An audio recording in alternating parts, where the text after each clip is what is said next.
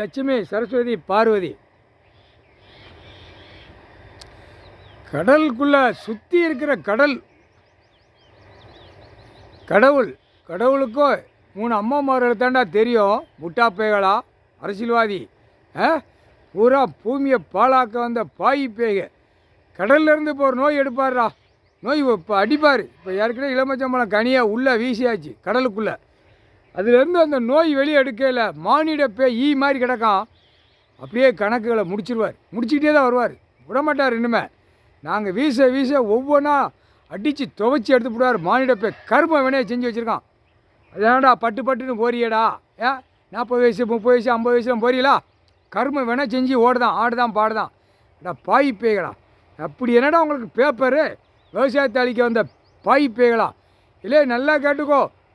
City கிராமத்தில் அடைச்சி விட்டு என்னென்ன தொழில் பார்க்க, என்னென்ன வியாபாரம் பார்க்குறவனை பிடிச்சி சூடு போட்டாரா, அந்த சூடு வைப்பார். சரியா? ஏன்னா இந்த ஜெம்மத்தில் வைக்காமல் விடமாட்டார். அப்படியே பள்ளி எடுத்து போடுவார். இந்த பதிவு அடுத்து ஜென்ரேஷன் பிறக்க இருக்கும். அப்போ எவனுமே தப்பு செய்ய மாட்டான். ஆணும் பெண்ணும் விவசாயம் பண்ணுவோம், சாப்பிடுவோம். அதுதான் கணக்கு. இந்த ஜெம்மத்தில் சீக்கிரமாக மானிட பேரை அடக்குவார். இளமச்சம்பழம் கனி சுற்றி கடல் பகுதி சுற்றி எரிஞ்சாச்சுடா. மும்பை டு கன்னியாகுமரி வரைக்கும் சுற்றி கடலுக்குள்ளே இளமச்சம்பழம் கனியை வீசி எரிஞ்சிட்டோம். நாங்கள் 3 அம்மாமார் வீசி எரிஞ்சாச்சுன்னா ஆட்டாமுட்டிக்க கடவுள் பட்டணை தட்டுவார்.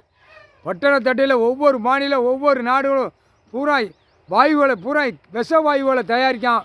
பூரா அவன் வச்சதை வெடிக்கும். பூமியில் வெடிக்கையில் சிட்டி கிராமத்தில் நிறையா சாவுவான்.